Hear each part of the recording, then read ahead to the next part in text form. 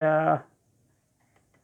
الحمد لله رب العالمين، والصلاة والسلام على سيد الأنبياء والمرسلين وعلى آله وصحبه وأولياء أمته أجمعين. أما بعد، قال الله سبحانه وتعالى في كلامه القديم: أعوذ بالله من الشيطان الرجيم، بسم الله الرحمن الرحيم. إذ يقول لصاحبه لا تحزن إن الله معنا صدق الله مولانا العظيم، وصدق رسوله النبي الأمين الكريم، ونحن على ذلك لمن الشاهدين والشاكرين، والحمد لله رب العالمین۔ برادران طریقت، سامعین کرام، یہ باب ہے ائمہ صحابہ رضی اللہ عنہم کے مناقب میں۔ ائمہ صحابہ میں حضرت داتا گنج بخش رحمۃ اللہ تعالی علیہ نے خلفائے راشدین کا ذکر فرمایا ہے اور ان چاروں خلفاء کو صحابہ کا امام قرار دیا ہے، اور آپ کی شان میں سب سے پہلے ابو بکر صدیق رضی اللہ تعالی عنہ کی شان میں اس آیت کو میں نے گزشتہ درس میں پڑھا، پھر اس مرتبہ بھی میں نے تلاوت کی، جب حضور صلی اللہ علیہ وسلم نے فرمایا اللہ ہمارے ساتھ ہے۔ ساتھ کو عربی میں معیت کہتے ہیں، میم عین یہ تے، معیت۔ جیسا کہ سیدنا موسیٰ علیہ السلام ہارون علیہ السلام کے حق میں اللہ نے ارشاد فرمایا انی اسمع و ارى، انی معکما اسمع و ارى، میں تم دونوں کے ساتھ ہوں اور سنتا ہوں اور تم کو دیکھتا ہوں۔ ساتھ ہوں، سنتا ہوں اور دیکھتا ہوں، تین چیزیں ہیں، معیت ہے، سماعت ہے اور دیکھنا ہے۔ اللہ تعالیٰ فرما رہا ہے صرف ساتھ ہوں نہیں، میں دیکھتا بھی ہوں، سنتا بھی ہوں۔ اب صوفیہ کرام کے نزدیک یہ ذکر بہت عام ہے، بہت عام ہے۔ اللہ حاضری، اللہ ناظری، اللہ معی، اللہ حاضر ہے، اللہ مجھے دیکھتا ہے، اللہ میرے ساتھ ہے۔ ہمارے پاس اس سلسلے چشتیہ امینیہ میں، خدا نمائی سلسلے میں گزشتہ 400 سالوں سے یہ تعلیم چل رہی ہے کہ جب بسم اللہ الرحمن الرحیم کہیں اس سے پہلے یہ تعلیم دی جاتی رہی ہے۔ ہم بھی اس کو وقتاً فوقتاً کسی نہ کسی درس میں اس بات کو اس کی مناسبت سے بیان کرتے ہیں۔ بسم اللہ کے شروع میں 3 حرف ہیں، بے سین میم، پھر اللہ اس میں ذات ہے، رحمان اس میں صفت ہے، رحیم اس میں صفت ہے۔ تو فرمایا بانی مدرسہ صوفیہ حضرت اسماعیل ذبیح اللہ شاہ رحمۃ اللہ تعالی علیہ نے جب بسم اللہ الرحمن الرحیم کہیں تو یہ سمجھیں بے سے اللہ بصیر ہے، دیکھتا ہے میرے کاموں کو۔ سین سے اللہ سمیع ہے، سنتا ہے میری باتوں کو۔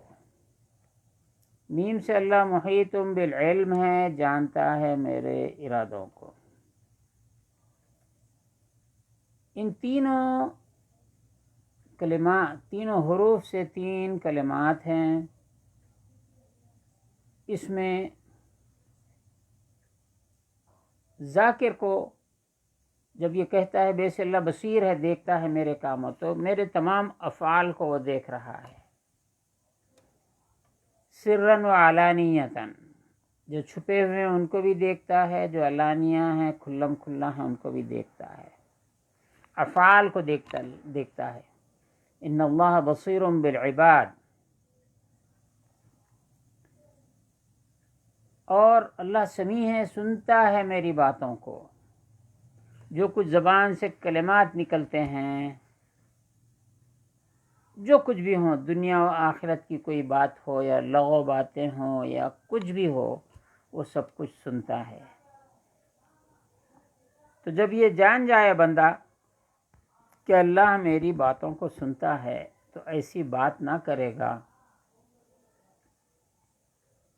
جو لغو ہو، بیکار ہو۔ بارگاہ خداوندی میں اس کے سامنے ایسا لفظ نہ کہے گا جو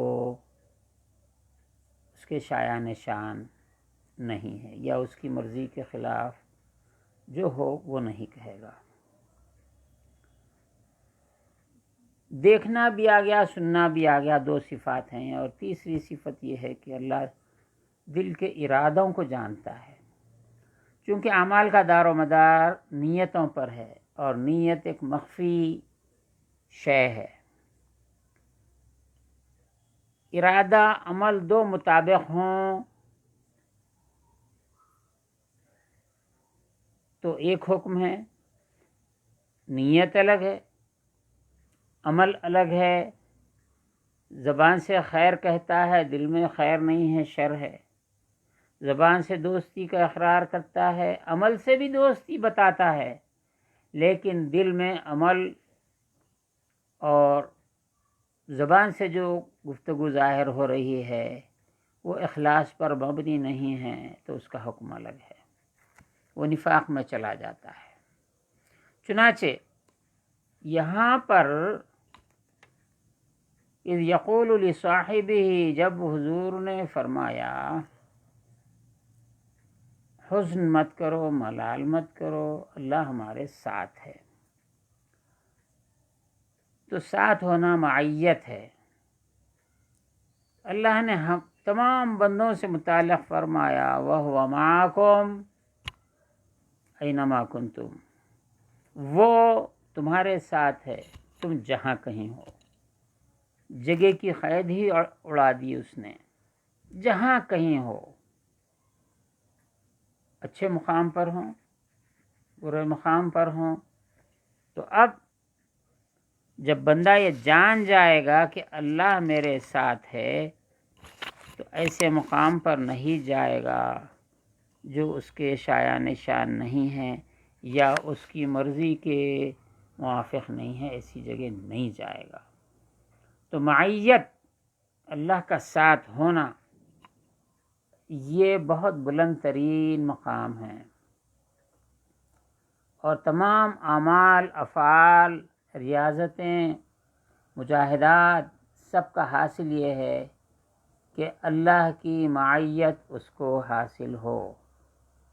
اگرچہ کہ اس کو اللہ کی معیت سب کو حاصل ہے، اللہ سب کے ساتھ ہے، لیکن یہ بھی یہ جو ذکر کرنے والا ہے، جو اس کی یہ صفت بیان کرنے والا ہے یا اس صفت کو جانتا ہے، اسے بھی کچھ پتہ چلے کہ اللہ میرے ساتھ ہے،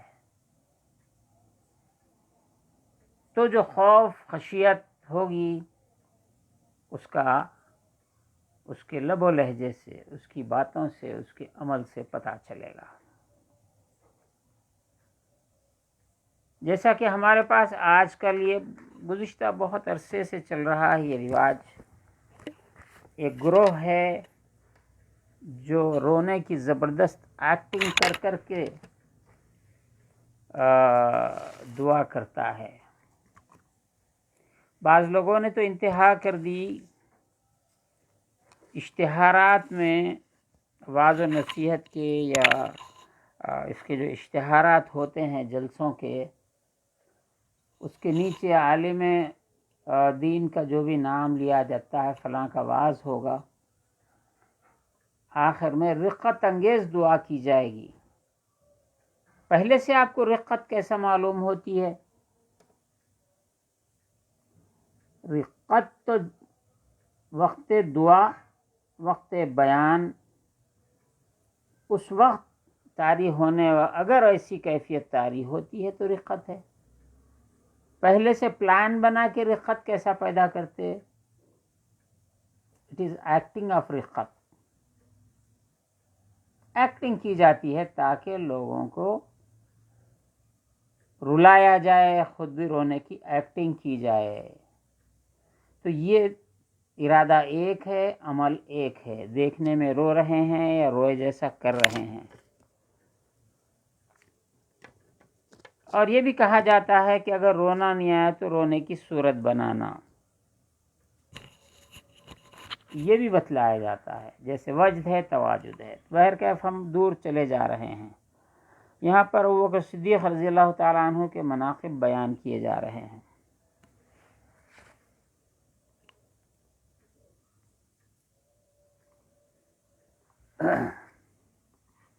یہاں پر دیکھیے، بات یہاں تک پہنچی تھی 27 نومبر کو،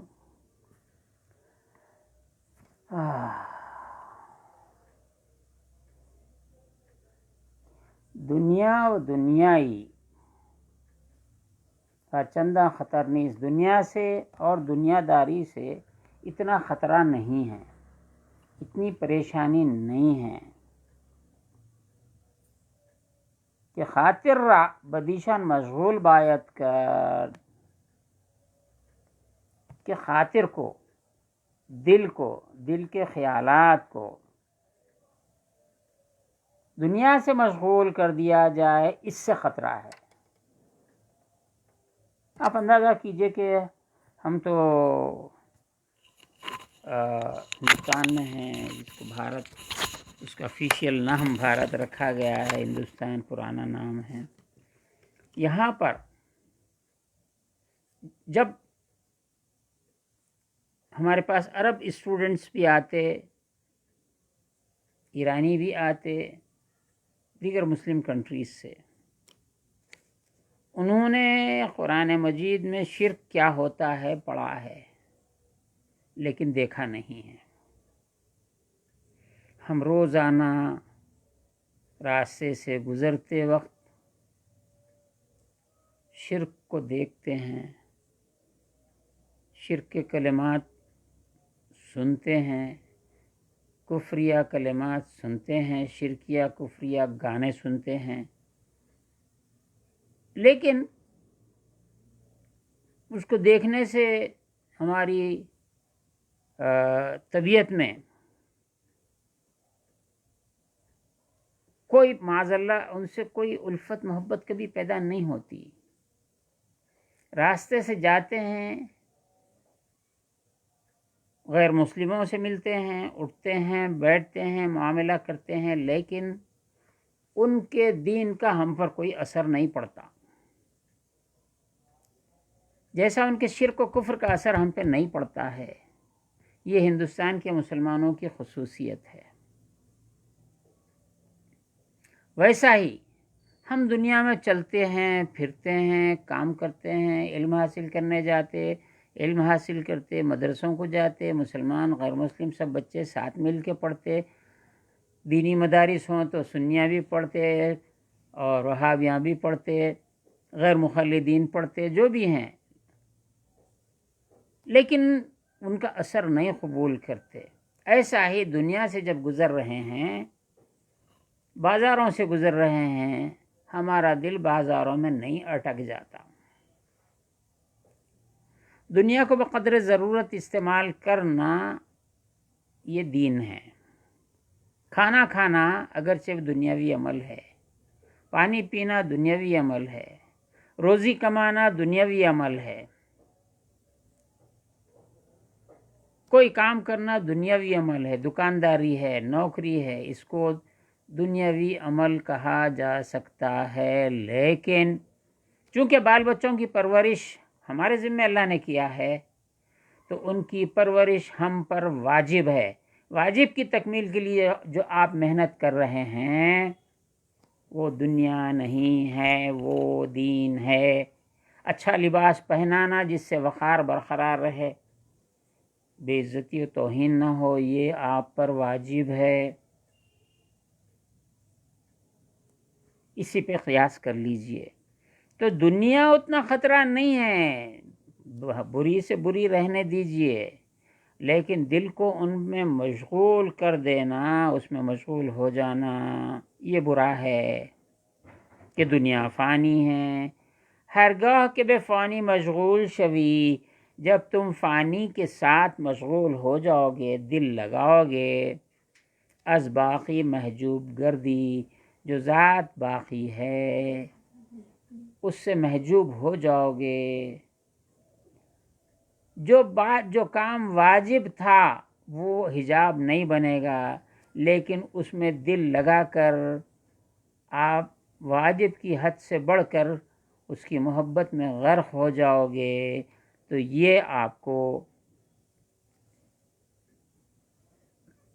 محجوب بنا دے گی. پردہ آ جائے گا حق کے دیدار میں، حق کی اطاعت میں، حق کی مرضی کو پہچاننے میں. فرماتے ہیں چون نفس و دنیا حجاب طالب آمد، طالب حق کے لیے حجاب بن گیا. از حق دوستان او، اس کی طالب آمد از حق، دوستان او، اس کے دوست، از ہر دو اعراض کردن، دونوں سے بھی انہوں نے منہ موڑ لیا، اعراض کر دیا، دنیا سے اور نفس سے منہ موڑ لیا، چونکہ یہ حجاب بن رہے ہیں. چون دانستان، جب انہوں نے جان لیا، اللہ کے دوستوں نے جان لیا کہ عاریت یہ ادھار معاملہ ہے، یہ ادھار دیا گیا ہے، لیا گیا ہے نہیں، تم میں تو لینے کی بھی صلاحیت نہیں ہے. اللہ نے جان دے دی، آپ جان لینے کے اہل نہیں ہیں. دے دیا تو واپس طلب کرے گا. یہ عاریت ہے، یعنی ادھار ہے، قرض ہے گویا.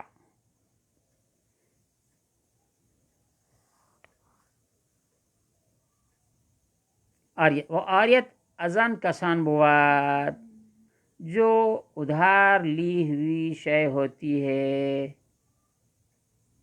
وہ اصل مالک کی ہوتی ہے. تصرف از ملک کسان کوتاہ کردن، تو یہ اللہ والوں نے، اللہ کے دوستوں نے لوگوں کی ملک میں تصرف کرنے سے اپنا ہاتھ روک لیا ہے. کیا تصرف کیا؟ مثال، حضرت بابا فرید گنج شکر رحمۃ اللہ تعالی علیہ کے بھانجے حضرت صابر کلیری رحمۃ اللہ تعالی علیہ، بھانجے، بہن نے اپنے بیٹے کو بابا فرید کے پاس چھوڑا، یہ بچے کی تربیت کرو. بابا فرید نے ان کو رکھ لیا، اور جو خانخواہ، جو لنگر ہے، خانخواہ کا جو لنگر چلتا تھا اس کا ان کو انچارج بنا دیا. خانخواہ کا جو لنگر تھا مریدین کے لیے، آنے والوں کے لیے، مسافروں کے لیے، مردوں، عورتوں، بچوں کے لیے، اور جو مسکین ہیں یا دولت مند بھی ہوں گے تو ہوں گے، جو خانخواہ میں آنے والا ہے اس کو کھلانے کے لیے، مسافر کو کھلانے کے لیے وہ لنگر تھا. کچھ عرصہ بعد، معین عرصہ ہے، تاریخ میں لکھا ہوا ہے، مجھے کتنے سال ہیں اس وقت یاد نہیں ہے، آپ کی بہن تشریف لائے اور اپنے بیٹے کو دیکھا، صابر کلیری، دیکھا کہ وہ نہیں، لاغر ہو گئے ہیں، لاغری کی کوئی حد نہیں ہے. تو جا کر بھائی سے پوچھا یعنی بابا فرید سے پوچھا تم نے میرے بچے کا یہ حال کیا کر دیا؟ اس سے بہتر مثال میں نہیں دے سکتا، مثالیں بہت ہیں، یہ سب سے بہترین مثال ہے۔ پوچھا بھائی جان آپ نے میرے بچے کا حال یہ کیا کر دیا؟ دیکھو کیسا دبلا ہو گیا ہے، ایسا معلوم ہوتا ہے کئی برس سے کھانا نہیں کھایا ہے۔ بابا فرید کی تربیت میں چھوڑے تھے۔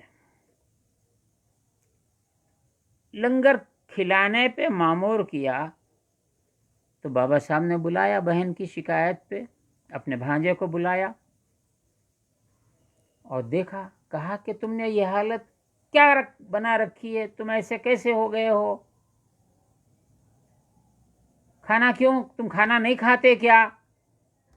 تو عرض کیے مامو جان آپ نے مجھے کھانا کھلانے پر معین کیا تھا، مجھے کھانا کھلانے کی ذمہ داری دی تھی، کھانا کھانے کے لیے نہیں فرمایا۔ میں اتنے برس ہو گئے میں کھانا نہیں کھایا،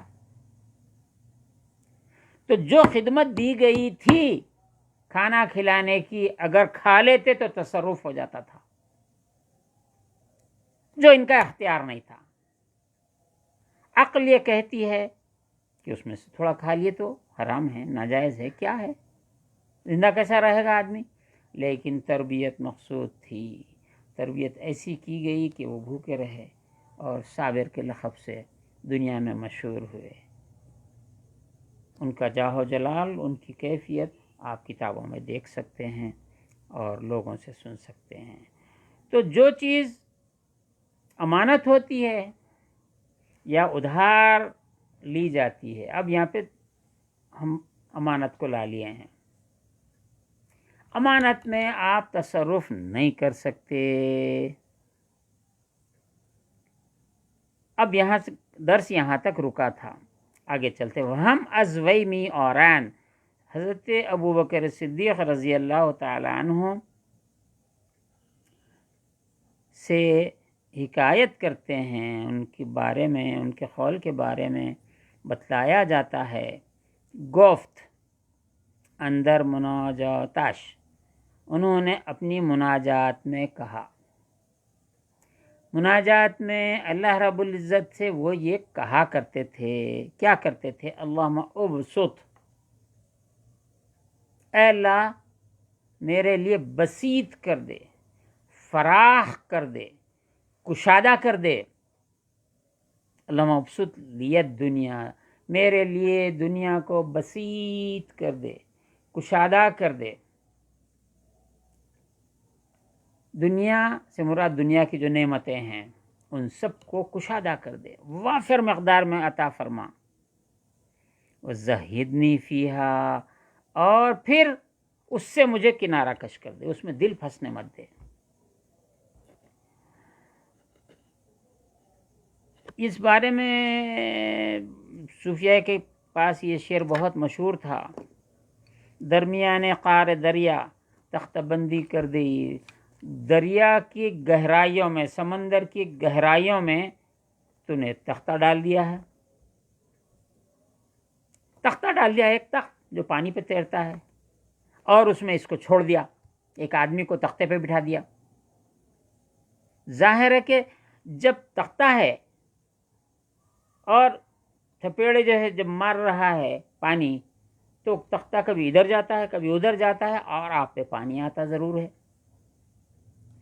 درمیان قعر دریا، دریا کی گہرائیوں میں، سمندر کی گہرائیوں میں تو نے تختہ بند دیا، بازمی گوئی۔ پھر یہ فرماتا ہے بازمی گوئی کہ دامن تر مکن، اپنا دامن بھیگنے مت دو، بازمی گوئی کہ دامن تر مکن، ہوشیار باش، ہوشیار رہو۔ اے اللہ تو نے ہم کو دنیا میں پیدا کیا، فرمایا کہ دنیا سے پرہیز کرو، دامن تر نہیں ہونا چاہیے، دل دنیا میں نہیں پھنسنا چاہیے۔ یہ دعا فرماتے تھے۔ نخست گفت کہ دنیا برما فراخ گردان، اے اللہ دنیا میرے لیے کشادہ کر دے۔ آنگاہ مرا از آفت آن نگاہ دار، فراخ کر دے۔ اس کے بعد دنیا کی جو آفتیں ہیں اس سے مجھے بچا لے. تو نے جان دی، تو نے پیدا فرمایا، تو نے دنیا میں بھیجا، یہاں کی نعمتیں کھانے کے لیے فرمایا کلوا واشربوا من رزق اللہ، پھر ولا تسرفوا فرمایا. تو یہاں پر کتنا اختیار کرنا ہے، کتنا استفادہ کرنا ہے، کتنا چھوڑ دینا ہے، یہ تعلیم دی گئی. میں ایک چھوٹی سی مثال کہتا ہوں کہ مثال عرض کرتا ہوں کہ جانوروں میں ایک صفت دیکھی گئی ہے. بعض جانور جو حریص ہیں، حرص والے ہیں، ان کو چھوڑ کر بکری ہے، گائے ہے، بیل ہے، بھینس ہے، ایسے جانور ہیں، مرغیاں ہیں اور دیگر پرندے ہیں. وہ جب صبح نکلتے ہیں کھیتوں میں، جنگلوں میں چرنے کے واسطے، تو جب ان کا پیٹ بھر جاتا ہے، ضرورت پوری ہو جاتی ہے، ایک جگہ بیٹھتے ہیں، جگال کرتے ہیں، مزید نہیں کھاتے ہیں. پرندے جب جتنی ضرورت ہے کھا لیے، ٹہنی پہ بیٹھ جاتے ہیں، اللہ کا ذکر کرتے رہتے ہیں. مرغیاں جب ضرورت پڑتی ہے جتنا کھانا ہے کھا لیتے ہیں، ان کا پوٹھا بھر گیا، بس وہ کھانا چھوڑ دیتی ہیں. آپ سامنے چاہے جوار ڈالو، باجرہ ڈالو، کچھ بھی ڈال لو، کیا نعمت ڈالنا ہے ڈالو، مرغی بھی پلٹ کے نہیں دیکھتی. لیکن ایک واحد ایک اللہ کی مخلوق ہے جس کا نام انسان ہے. پیٹ بھر گئے، بعد میں شکم سیر ہو جانے کے بعد بہت مزے کا ہے، دو نوالے اور صحیح. انہیں نہیں کھایا تو میزبان ڈال کے کھلاتا، انہوں بھی کھا لیتے، معدہ خراب ہو جاتا. جانوروں کا معدہ خراب ہوا کبھی سنے بہت کم ہوتا ہے. کوئی ایسی کوئی آلودہ شے وہ کھا لیں تبھی ایسا ہوتا ہے، ورنہ زیادہ کھانے سے بدہضمی تو کسی جانور کو ہوتے تھے ہم نہیں سنے، کسی کو ہوئی تو ہوں گی، وہ ریئر کیس ہے. تو یہاں پر جانور اپنی غذا پر اکتفا کرتا ہے، اپنا جتنا اسٹوریج ہے اس سے اوور اسٹوریج نہیں کھاتا ہے. لیکن جناب انسان اس معاملے میں جانوروں کی برابری بھی نہیں کر سکتے. اس معاملے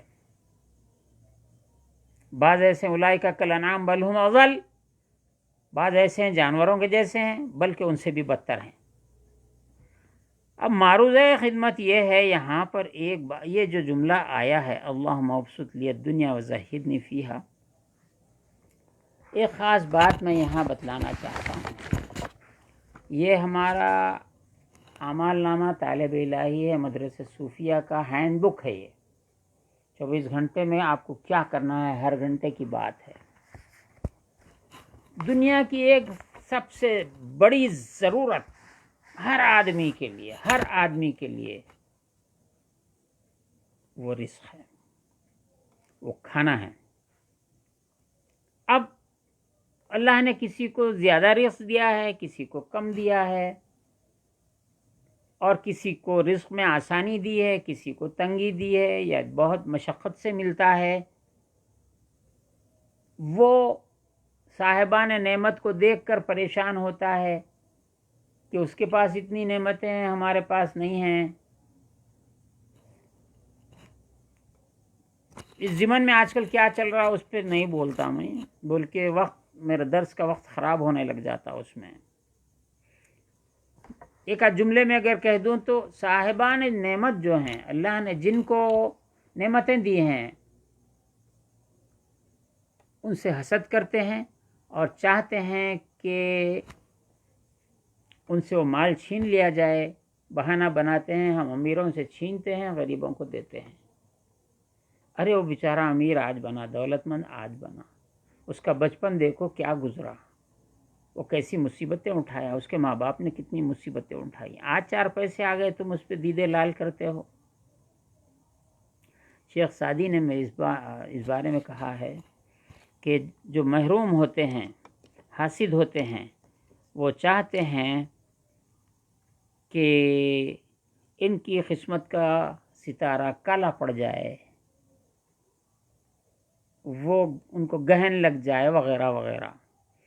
تو یہاں پر ہم نے اس اعمال نامہ طالب الہی میں قرآن مجید سے ایک آیت جو ہمارے پاس سلسلے میں چلتی ہے تنگ دستی کو دور کرنے کے واسطے، ایک ورژن ہوا۔ اگر لفظ تنگ دستی نہ لاؤں، دور کرنے کا لفظ نہ لاؤں، تنگ دستی دور کرنے کے لیے اس کو ایک پازیٹیو جملے میں تبدیل کر سکتے ہیں، کشادگی و کثرت رزق کے لیے۔ بات وہی ہے، تنگ دستی کو دور کرنے کے لیے، مطلب کشادگی کرنے کے لیے، رزق کشادہ ہو جائے، رزق کثیر ہو جائے اور خزانہ غیب الہی سے روزی ملے۔ بات وہی ہے۔ تو اس کے لیے قرآن مجید کی ایک آیت ہے، وہاں کوئی تفسیر ہے دیکھو اس میں، وہ آیت سورہ طلاق کی دوسری اور تیسری آیت ہے، دوسری آدھی ہے، تیسری مکمل ہے۔ بسم اللہ الرحمن الرحیم ومن یتق اللہ یجعل لہ مخرجا ویرزقہ من حیث لا یحتسب ومن یتوکل علی اللہ فہو حسبہ ان اللہ بالغ امرہ قد جعل اللہ لکل شیء قدرا۔ اس آیت کو والد گرامی نے اپنے ایک رسالے میں لکھا ہے، یہ آیت قدر ہے۔ تو اس آیت قدر کو سلطان المشائخ نظام الدین اولیاء محبوب الہی نے فرمایا کہ ہر نماز کے بعد 5 مرتبہ پڑھنا چاہیے۔ اس ضمن میں کہہ رہا ہوں، اللہم ابسط لی الدنیا وزہدنی فیہا، وہ صدیق رضی اللہ عنہ کے قول سے متعلق میں بات تشریح کر رہا ہوں۔ اے اللہ تو میرے دل میں تیری امید کو میرے دل میں رکھ دے، اور تیرے سوا جو کچھ ہے ان کی امید کو میرے دل سے کاٹ دے، یہاں تک کہ میں تیرے سوا کسی اور سے امید نہ رکھوں۔ اس دعا کو ہمارے آپ کے آقا و مولا سیدنا محمد رسول اللہ صلی اللہ علیہ وسلم نے اپنے نواسے حضرت سیدنا امام حسن رضی اللہ تعالیٰ عنہ کو عالم رؤیا میں تلقین فرمائی۔ حضور کے پردہ فرمانے کے بعد حضور نے خواب میں تلقین فرمائی۔ قصہ یوں ہوا کہ جب سیدنا امام حسن رضی اللہ تعالیٰ عنہ نے خلافت سے دستبرداری کر لی، حضرت امیر معاویہ سے ایک معاہدہ ہوا۔ اس کے کئی شقیں ہیں، معاہدے کی دوسری بات شقوں پہ میں بات نہیں کرتا، صرف اس حد تک، چونکہ موضوع الجھ جائے گا۔ اس میں ایک شق یہ تھی کہ سالانہ 10,000 دینار امام حسن رضی اللہ تعالیٰ عنہ کو امیر معاویہ، حضرت امیر معاویہ دیا کریں گے، چونکہ مسکین، سائل، محتاج اور دیگر امام حسن رضی اللہ تعالیٰ عنہ کی بارگاہ میں آتے اور سوال کرتے، آپ حاجتیں پوری فرماتے۔ آپ امیر المومنین رہ چکے، اگر نہ بھی ہوتے تو آپ کا دروازہ سب کے لیے کھلا ہوا تھا۔ المختصر یہ کہ 1 سال ایسا ہوا، آپ کے خلافت کی دستبرداری کے بعد ایسا ہوا، حضرت امیر معاویہ نے جو 10,000 دینار بھیجنا تھا وقت پر نہیں بھیجے۔ وقت گزرتا گیا، یہاں پہ مشکل بڑھ گئی، تنگ دستی کی صورت آ گئی۔ امام حسن رضی اللہ عنہ نے سوچا کہ حضرت امیر معاویہ کو خط لکھیں کہ آپ کا وہ نذرانہ جو مقرر تھا وہ نہیں پہنچا، لیکن سوچتے اور خط نہیں لکھتے، سوچتے اور خط نہیں لکھتے، روز ایسا ہی ہوتا چلا گیا، یہاں تک کہ کچھ عرصہ اس میں گزر گیا۔ آج لکھیں گے، صبح میں لکھیں گے، شام میں لکھیں گے، صبح میں لکھیں گے، شام میں لکھیں گے، کل لکھیں گے، پھر دوسرے دن کل لکھیں گے، پھر دوسرے دن کل لکھیں گے۔ اس طریقے سے یہ معاملہ طول پکڑ گیا۔ امام حسن رضی اللہ تعالیٰ عنہ خط نہیں لکھ سکے۔ ایک دن آپ نے مصمم ارادہ فرما لیا کہ کل ضرور بضرور صبح میں یہ کام کر دوں گا، حضرت امیر معاویہ کو ان کا وعدہ یاد دلاؤں گا اور خط لکھوں گا کہ وہ جلد پیسے روانہ کریں۔ جب مصمم ارادہ کر لیا آپ نے، اس رات حضور پاک صلی اللہ تعالیٰ علیہ وسلم امام حسن رضی اللہ تعالیٰ عنہ کے خواب میں تشریف لائے اور فرمایا، اے میرے بیٹے حسن، کیا بات ہے، کیا معاملہ ہے؟ تو آپ نے عرض کیا، یا رسول اللہ، ایسا ایسا معاملہ ہے اور میں خط لکھنا چاہتا ہوں۔ فرمایا کہ خط مت لکھو، 100 رموز ہے اس کے اندر، تم خط مت لکھو، تم یہ دعا پڑھو۔ حضور نے یاد دلائی، اللہم اقذف فی قلبی رجاک واقطع رجائی عمن سواک حتی لا ارجو احدا غیرک۔ آپ یہ دعا پڑھیے۔ امام حسن رضی اللہ عنہ کی یہ یاد دلائی آپ نے دعا، اے اللہ تو میرے دل میں اپنی امید ڈال دے، تیرے سوا ہر ایک سے میری امید کو توڑ دے، یہاں تک کہ میں تیرے سوا کسی سے امید نہ رکھوں۔ آپ صبح بیدار ہوئے اور اس دعا کو پڑھنے لگے۔ بس چند دن نہیں گزرے، تھوڑا سا وقت نہیں گزرا کہ حضرت امیر معاویہ نے 20,000 درہم یعنی ڈبل روانہ کیے اور ایک معذرت کا خط لکھا، یا امام اس میں کوتاہی ہو گئی ہے، سستی ہو گئی ہے، دیر ہو گئی ہے، میں معذرت چاہتا ہوں۔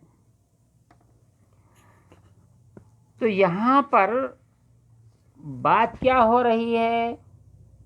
اے اللہ تو میرے دل میں اپنی امید ڈال دے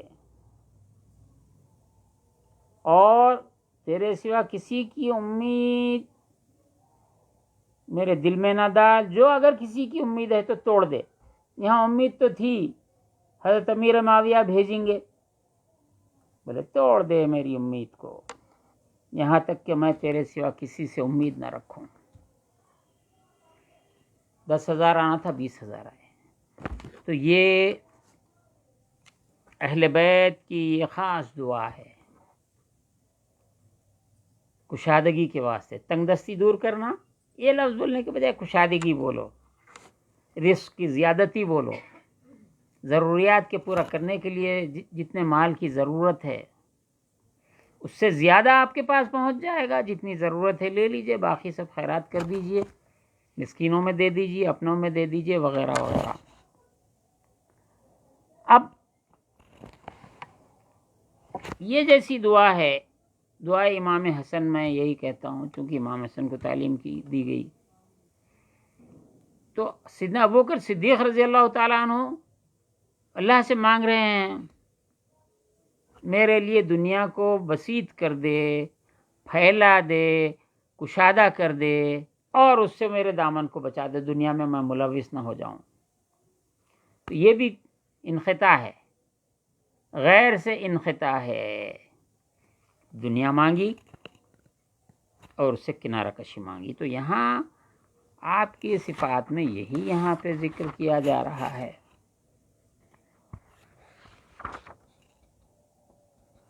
اور ایک بات ضمناً یہاں کہہ دیتا ہوں کہ سلطان المشائخ نظام الدین اولیاء محبوب الہی قدس سرہ العزیز کے ملفوظات میں آیا ہے کہ اس آیت کو ہر نماز کے بعد 5 مرتبہ پڑھنا چاہیے. تنگ دستی نہیں آئے گی، کبھی بھی تنگ دستی پھٹکے گی نہیں. اور کوئی ایسی مہم ہو جو حل نہیں ہو رہی ہو تو دن میں کسی وقت اس کو 75 مرتبہ پڑھنا چاہیے. چاہے آپ عشاء میں پڑھیے، عصر میں پڑھیے یا فجر میں معمول بنائیے.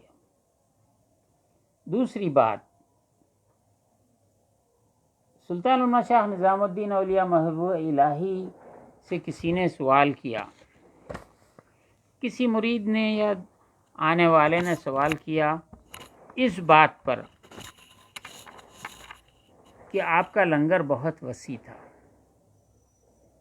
محبوب الہی کا لنگر اتنا وسیع تھا کہ روزانہ باورچی خانے سے، محبوب الہی کے لنگر کے باورچی خانے سے 70 اونٹوں پر کچرا نکلتا تھا باورچی خانے سے، اور اندر جو کھانے میں جو نمک ڈالا جاتا ہے وہ بھی 70 من نمک استعمال ہوتا تھا. من 5 کلو کا بھی رکھ لیا جائے، 3.5 کنٹل نمک روزانہ خرچ ہوتا تھا. نمک 3.5 کنٹل ہے تو کھانا کتنا ہوگا، چاول کتنا ہوگا، ترکاری کتنی ہوں گی، گوشت کتنا ہوگا، اندازہ کر سکتے. ایسا بڑا لنگر تھا.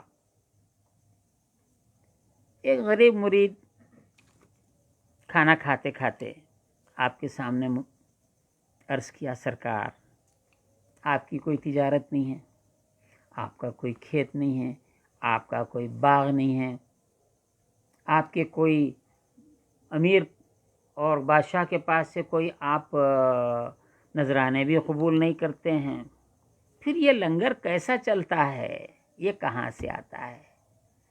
آپ مسکرائے، مسکرا کر فرمایا، اس سوال کرنے والے کو 100 سلام. اتنا اہم سوال کیا اور بہترین ادب سے سوال کیا تو آپ مسکرائے اور سمجھ گئے کیا کہنا چاہتا ہے. سمجھ کر فرمایا کہ ہم ہر نماز کے بعد 70 مرتبہ یا وہابو پڑھتے ہیں. اللہ کا نام ہے عطا کرنے والا. یا وہاب یا وہاب یا وہاب یا وہاب یا وہاب یا وہاب یا وہاب 70 مرتبہ ہر نماز کے بعد پڑھتے ہیں اور خوشحال زندگی گزارتے ہیں. یہاں تک تو اس سوال کرنے والے کے سوال کا جواب ہو گیا. اس کے آگے فرمایا، جو کوئی ایسا کرے گا خوشحال زندگی گزارے گا. اب کیا باقی ہے؟ صوفیہ کے لنگر کی مثال دیتے ہیں. امریکہ سے فنڈ لیتے، سعودیہ سے ڈالر لیتے، انگلینڈ کے پاس سے پیسہ آتا، پاپ کے پاس سے پیسہ آتا، پاپیوں کے پاس سے پیسہ آتا، جھوٹ کا پیسہ، اور کھانا کھلاتے، لوگوں کو گمراہ کرتے. محبوب الہی کا لنگر ہمارے پاس منتقل ہو گیا. ارے کہاں سے منتقل ہوتا؟ بات یہ ہے صوفیہ کے لنگر خانوں کی. چلیے، ہم یہ ایک بات ہو گئی. دوسری بات یہ ہے کہ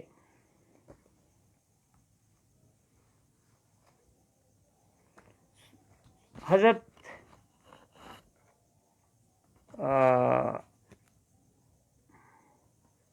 ملفوظات محبوب الہی کے ملفوظات ہیں. اس میں یہ آیا ہے کہ ایک دفعہ حضرت علی شاہ جاندار رحمۃ اللہ علیہ، یہ ملفوظات ہماری پی ایچ ڈی کا مقالہ، اس میں یہ ملفوظات ہمارے کے، اس میں آیا ہے کہ ایک دفعہ آپ محبوب الہی کی خدمت میں حاضر ہوئے تو آپ نے جب وہ داخل ہوئے آواز دی تو ہاتھ اس طرح آگے بڑھایا. فرض کیجئے کہ وہ اس طرف ہیں، اس طرف سے آ رہے ہیں، لیکن محبوب الہی نے ہاتھ اس طرف بڑھایا تو ان کو پتہ چل گیا کہ محبوب الہی کی آنکھوں کو کم نظر آ رہا ہے. جس طرف آدمی آ رہا ہے اس طرف ہاتھ بڑھانے کے بجائے دوسری طرف ہاتھ بڑھا دیے، بڑے رنجیدہ ہوئے اور فوری نیچے آئے۔ جماعت خانہ، خانقاہ کو جماعت خانہ کہتے تھے، جماعت خانے میں بیٹھے، اور آپ کا جو ملفوظ تھا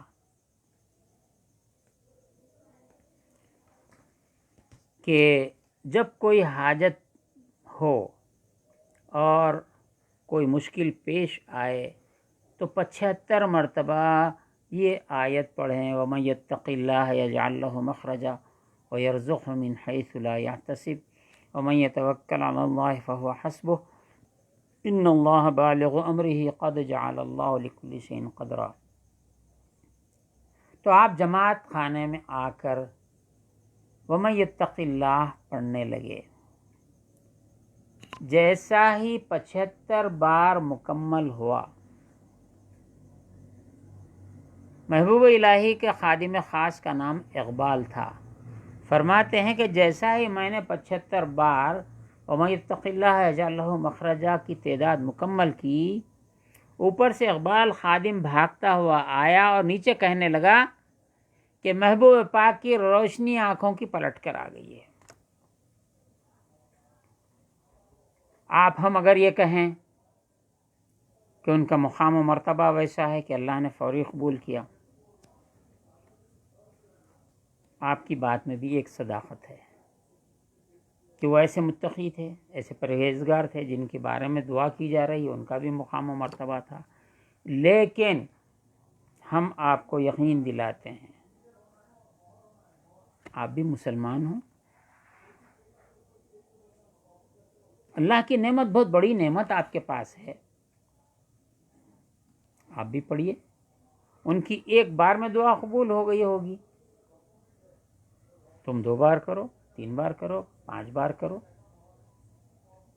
فرض کیجئے کہ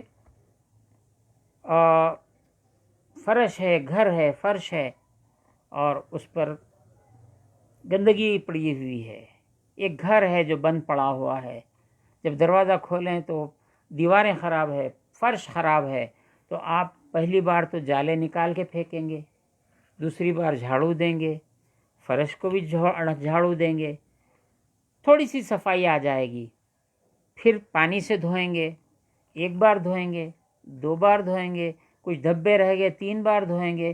اس طریقے سے 2 دن 4 دن 5 دن کی محنت میں آپ کے جو زمین پر جو فرش ہے، پتھر کا فرش ہے، وہ چمکنے لگے گا، آپ کا چہرہ بھی اس میں نظر آنے لگے گا۔ چونکہ دنیا کی آلائش سے آپ کا دل، آپ کی زبان، آپ کا خیال، آپ کی نظر، آپ کی بصارت، سماعت سب متاثر ہے، صفائی میں دیر لگ جائے گی۔ اللہ تعالیٰ اس ذکر سے پہلے آپ کی زبان کو صاف کرے گا، دل کو صاف کرے گا، خیال کو صاف کرے گا، آپ کی سماعت کو درست کرے گا، بصارت کو درست کرے گا، بعد میں آپ کی غرض پوری ہو جائے گی۔ کیا موتیوں کا ہار گدھے کے گلے میں ڈالتے کوئی دیکھے کبھی؟ کوئی نہیں ڈالتا۔ موتیوں کا ہار شاہوں، شاہزادوں، شاہزادیوں اور حسین و جمیل لوگ پہنا کرتے ہیں اور ان کو زیب دیتا ہے۔ آپ کو اللہ پہلے حسین و جمیل بنائے گا اس کے پڑھنے سے، آپ کو اس درجے پہ فائز کرے گا، پھر آپ کو حوالے کرے گا۔ اگر کوئی شاہی لباس، عام آدمی کوئی بھکاری شاہی لباس پہن کر چلا جائے تو کوئی اس کو شہزادہ کہے گا، تھو تھو تھو تھو کرے گا، ارے اس کو مت پہناؤ، یہ اس لباس کی توہین کر رہا ہے۔ بس یہاں پہ سمجھ جاؤ، اس کے آگے میں نہیں کہتا۔ یہ عنایت شاہی ہے، بادشاہوں کے بادشاہ، مالک الملک کا انعام ہے۔ اس آیت کے بارے میں ابو ذر غفاری رضی اللہ تعالیٰ عنہ سے روایت ہے، حضور نے فرمایا، یا ابا ذر، کیا میں تم کو، میرے علم میں ایک آیت ہے جس کو تمام مخلوق اگر تھام لے، پکڑ لے تو سب کے لیے کافی ہو جائے۔ وہ دنیا کی جو حاجات ہیں، ضروریات ہیں، اور سکرات، موت کی سکرات ہے، شدائد روز آخرت ہے، روز محشر ہے، ان سب کے لیے کافی ہے۔ دنیا کی ضرورتیں، موت کے وقت جو سکرات کا عالم ہے اس وقت وہ آیت کافی ہے، اور روز محشر کی جو گرمی ہے، جو شدت ہے، اس کے لیے وہ آیت کافی ہے۔ آپ نے عرض کیا رسول اللہ ضرور عنایت فرمائی، تو حضور صلی اللہ علیہ وسلم نے یہ آیت تلاوت فرمائی، وَمَن يَتَّقِ اللَّهَ يَجْعَل لَّهُ مَخْرَجًا وَيَرْزُقْهُ مِنْ حَيْثُ لَا يَحْتَسِبُ وَمَن يَتَوَكَّلْ عَلَى اللَّهِ فَهُوَ حَسْبُهُ إِنَّ اللَّهَ بَالِغُ أَمْرِهِ قَدْ جَعَلَ اللَّهُ لِكُلِّ شَيْءٍ قَدْرًا۔ یہ آیت ہے، ہر نماز کے بعد 5 بار پڑھنا، ضرورت پڑ جائے 75 بار پڑھنا۔ ایک اور عمل ہے اسی طرح کا، وہ یہ ہے کہ روزانہ 1000 بار پڑھنا۔ میں اس لیے اس بات کو میں آپ کے سامنے پیش کر رہا ہوں کہ ممکن ہے کسی کے لیے 1000 بار پڑھنا بوجھ بن جائے۔ لوگوں کے سینکڑوں ہزاروں کام ایسے ہیں جو کسی حال میں مکمل ہونے کا نام ہی نہیں لیتے، یا اس کی تکمیل کا کوئی خواب بھی نہیں دیکھ سکتا۔ ہمارے ساتھ بھی ایک ایسا معاملہ تھا۔ میں روزانہ 1000 مرتبہ یہ آیت کی تلاوت کرتا تھا۔ 40 دن میں نے اس کی تلاوت کی، لیکن کام جہاں سے ہونا تھا وہاں کی کوئی خبر نہیں تھی، ہمارا کوئی آدمی وہاں کام نہیں کرتا تھا، کوئی دوست تھا نہ احباب میں سے کوئی حبیب تھا، کوئی نہیں تھا جو ہم کو وہاں سے اطلاع لا کر دے کہ آپ کا جو کام ہے ہو گیا۔ اور یہ 40 دن پڑھتے پڑھتے اس آیت سے محبت ہو گئی اور یہ پڑھنا آسان ہو گیا، اور 40 دن اس کو میں نے پڑھ لیا۔ 80 دن ہو گئے، لیکن اس طرف سے کوئی ہم کو اطلاع نہیں ہوئی، مگر اس آیت کی محبت دل میں بیٹھ گئی۔ پھر 40 دن پڑھا، گویا 120 دن۔ آج خیال ہوتا کہ اور 5 دن پڑھتا تو 1.25 لاکھ ہو جاتی تھی، لیکن اس کے بعد آج سب کے سامنے میں یہ کہنے کے موقف میں ہوں، وہ عثمانیہ یونیورسٹی میں پروفیسر شپ کے لیے اپائنٹمنٹ، ابتدائی اپائنٹمنٹ کی بات تھی۔ میرے پاس آج تک یونیورسٹی کا کال لیٹر نہیں ہے۔ جب کوئی اپلائی کرتا ہے تو اس کو کال کیا جاتا ہے، آئیے انٹرویو کے واسطے۔ آج تک میرے پاس کال لیٹر نہیں ہے، لیکن میں انٹرویو میں پہنچا، انٹرویو میں کامیاب ہوا، اپائنٹمنٹ ہوا، ملازمت کی، اور 60 سال کی عمر میں وظیفے کو پہنچا، پینشن کو پہنچا، اور 1913 میں اور 2013 میں میں ریٹائر ہوا۔ تو یہ کیسا ہو گیا یہ؟ اور ہوا یہ کہ کون اس میں کام انجام دیا؟ ایک بڑی داستان ہے۔ مختصر یہ ہے کہ اپائنٹمنٹ کے وقت، تو انٹرویو کے وقت، انٹرویو کے دن اگر ہائی کورٹ ہم جانا چاہتے تو بھی ہم نہیں جا سکتے تھے۔ اگر صبح ہائی کورٹ پہنچتے ہیں، لنچ موشن بھی لیتے تو انٹرویوز ختم ہو جاتے۔ اللہ نے ہمارے لیے ایسا راستہ، ایسا مشورہ ہم کو دوستوں کے ذریعے پہنچایا کہ آپ چیف جسٹس کے گھر پہ چلے جائیے۔ فوری ہم تیار ہو گئے، جو ہمارے پاس گولڈ میڈل تھا لگایا، چیف جسٹس کے گھر پہ پہنچ گئے، اور بالکل وہ نکلنے کے لیے تیار تھے ہائی کورٹ جانے کے واسطے۔ ان کی گاڑی، ڈرائیور گاڑی اسٹارٹ کر چکا تھا، بس ہاتھ بن کے ٹھہرا ہوا تھا۔ میں پہنچ گیا اور ایک چھوٹی سی درخواست میں نے لکھا کہ ایسا ایسا ہے، مجھے کال لیٹر ابھی تک نہیں ملا ہے جبکہ میں ایلیجبل ہوں، ایسا ہے ایسا ہے۔ انہوں نے فوری اپنے پی اے سے کرا، کون ہے رجسٹرار؟ میں نے کہا فلاں ہے۔ فوری ڈائل کیا، میں نے کہا کہ وہ فلاں سبجیکٹ کے انٹرویو میں مصروف ہیں۔ جب سیکرٹری نے فون کیا یونیورسٹی کو، رجسٹرار کا پی اے یہی جواب دیا، فلاں انٹرویو میں مصروف ہیں، رکھو۔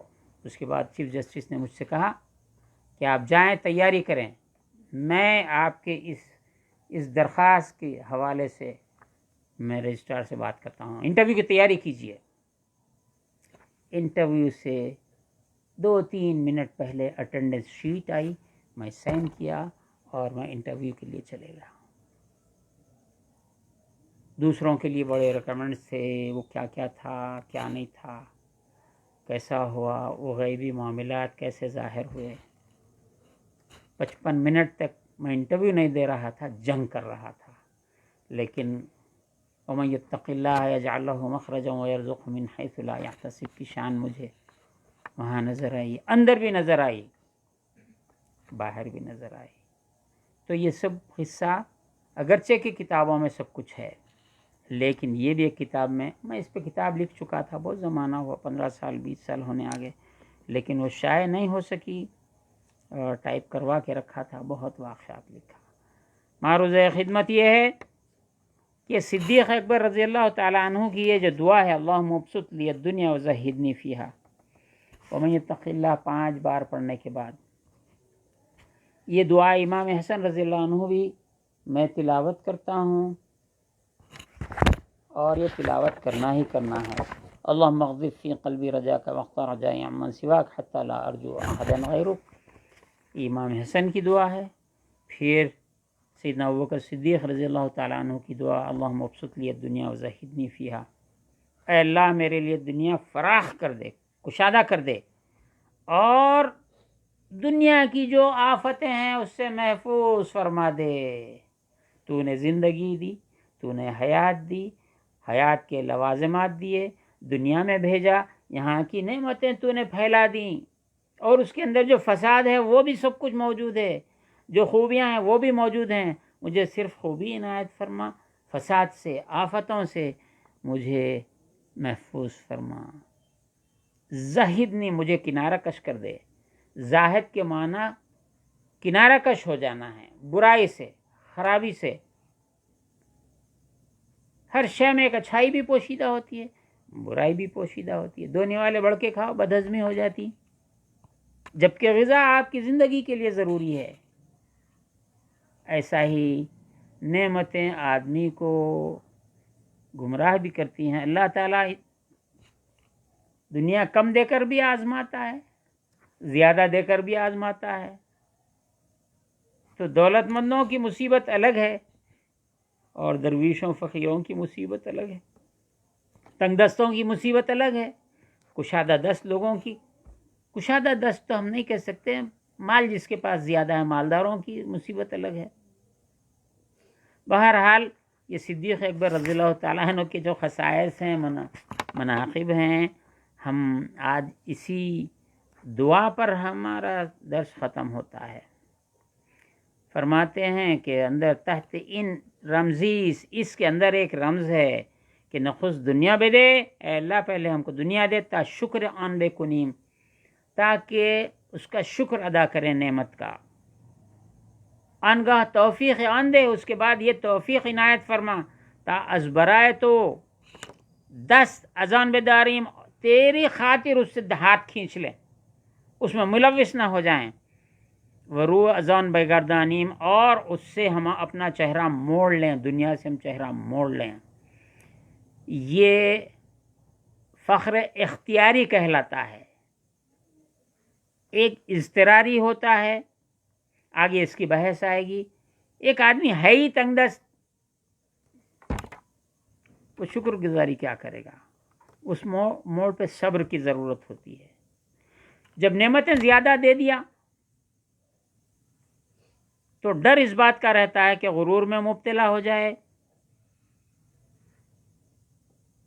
ہاتھ اس سے کھینچ لے، اور اختیاری فخر اختیار کرے، اپنے ارادے سے فخر کو اختیار کرے۔ آگے گفتگو آتی ہے، حضور صلی اللہ علیہ وسلم کا فخر اختیاری تھا، پہلے گزر چکا ہے، اس میں پہلے کے دروس میں اختیاری فخر تھا، اضطراری نہیں تھا۔ ہے فقیر تو کیا کریں گا کوئی بھی، حضور کو دونوں عالم دے دیے، اولین و آخرین کا علم عطا فرما دیا. کوئی شے ایسی نہیں ہے روئے زمین پر آسمان میں جو حضور پاک صلی اللہ علیہ وسلم کے تصرف میں نہیں دی گئی. جو چاہیں اشارہ کریں، چاند و ٹکڑے تصرف میں ہے نا، ملا دیے. سورج ادھر سے نکل گیا. زمین و آسمان کی اشیاء نہیں دیکھے؟ جھاڑوں کو بولے ادھر آؤ، جاؤ تم بولو جا کے میں بلا رہا ہوں. حضور صلی اللہ علیہ وسلم، محمد صلی اللہ علیہ وسلم بلا رہے ہیں، بلاؤ جا کے بولو جھاڑ کو. خود نہیں بول رہے ہیں، دوسرے جا کے بولے تو سن کے چلے آ رہا. بہت باتیں ہیں. تو یہ فخر جو ہے حضور پاک صلی اللہ علیہ وسلم کا، پیٹ پہ پتھر باندھنا، کئی دن کھانا نہ کھانا، تو یہ اختیاری فخر تھا، اضطراری مجبوری کا نہیں تھا. ایسا کیوں کیا آپ نے؟ امت کی تعلیم کے واسطے، کہ امت کو پتہ چل جائے کہ کیسا کرنا چاہیے. یہ باتیں میں کبھی کبھار ضرور کہتا ہوں کہ جو کوئی لوگ کہتے ہیں انبیاء پہ بھی مصیبت آئی، انبیاء پہ بھی مشکل آئی. انبیاء پر جو مصیبتیں آئی، انبیاء کو جن امتحانات سے گزرنا پڑا، ان کا تو امتحان جیسا بھی ہے ان کی شان ہے، لیکن آنے والی قوموں کے لیے، حضور پاک صلی اللہ علیہ وسلم کی امت کے لیے وہ درس بن جائے. تم اس مصیبت میں پھنس جاؤ تو ایسا کرو، اس مصیبت میں پھنس جاؤ تو ایسا کرو، اس مشکل میں پڑ جاؤ تو ایسا کرو، تاکہ کسی نہ کسی نبی کی سنت پر عمل کر کے، حضور پاک صلی اللہ علیہ وسلم کی سنت پہ عمل کر کے تم کچھ مشکل سے چھٹکارا ملے. ان کی مشکل یہ پریکٹیکل ٹریننگ تھی کہ آنے والی امت کو یہ کرنا پڑے گا. اللہ تعالیٰ سے دعا ہے کہ حضور پاک صلی اللہ علیہ وسلم کی سنتوں اور آپ کے اسوے کو ہماری زندگی کے لیے قابل عمل آسان فرما دے. چھوٹی چھوٹی باتیں ہوتی ہیں لیکن لوگ عمل نہیں کرتے، ڈر کے بیٹھ جاتے. اما ہم کیسا کرنا، وہ حضور کی شان تھی کرے. بے شک حضور کی شان کے مطابق انہوں نے کیا، تم امتی کی شان کے مطابق کرو. تم فقیر ہے، اللہ نے فرمایا انتم الفقراء، تم فقیر کے حیثیت سے کرو، بادشاہ کی حیثیت سے مت کرو، ولی کی حیثیت سے مت کرو اور بلند درجات نہیں، عام مسلمان کی حیثیت سے. اس کی بھی ایک شان ہوتی ہے. میں نے حدیث شریف پڑھی ہے کہ بچوں کی 5 عادتوں میں کو 5 عادتیں حضور صلی اللہ علیہ وسلم کو پسند تھی. اس میں سے ایک یہ ہے کہ بچہ اپنی ضرورت پر اتنا روتا ہے کہ وہ اپنی ضد پوری کر لیتا ہے. اس کی ماں مان جاتی ہے، باپ مان جاتا ہے، پورے گھر کے لوگ مل کے اس کو سمجھانے لگتے ہیں. تو یہ اللہ سے گڑ گڑا کے مانگنا، ایسا ہی مانگنا چاہیے. جو بچہ جس کو بات کرنے نہیں آتا ہے، رو رو کے مانگتا ہے. مولانا روم کے قول پر بات کو ختم کرتا ہوں. فرماتے ہیں اے بے وقوف، جو عقل ایک نوزائیدہ بچے کو، تیرے کو اتنی بھی عقل نہیں ہے. دیکھ اپنی حاجت پہ کیسا روتا ہے. بات کرنا نہیں آتا تو روتا ہے تاکہ ماں کی محبت اس کی جانب لپک جائے. اتنی بھی عقل نہیں تیرے کو. بچے کی جیسی عقل پیدا کر. اللہ کی بارگاہ میں گڑ گڑا کر رویا کر. ایکٹنگ مت کرو. ہے اللہ ہے کیا ہے رہی؟ ہے اللہ ہم گدھے ہیں، ہے اللہ ہم سور ہیں، ہے اللہ ہم کتے ہیں. ایسا کر رہے تھے جماعت کے لوگ. ہے اللہ ہم کو دعا کرنا نہیں آتا. ارے جھوٹے، اللہ دعا سکھا دیا نا، سورہ فاتحہ دعا ہے نا. بہر کیف رو رو کے دعا کرو. اللہ کے سامنے اللہ کو جھوٹ بول رہے، مت کرو ایسا کام. تو مولانا روم نے فرمایا کہ بچے سے سیکھو جس کو بات کرنا نہیں آتا، اشارہ نہیں کر سکتا ہے، نہ ہاتھ سے کر سکتا ہے، نہ آنکھ سے کر سکتا ہے، روتا ہے. اتنی تو عقل پیدا کرو. دیکھو اللہ کی رحمت کیسے لپکتی ہے. وصلی اللہ تعالی علی خیر خلقہ سیدنا محمد و آلہ و صحبہ اجمعین والحمد للہ رب العالمین.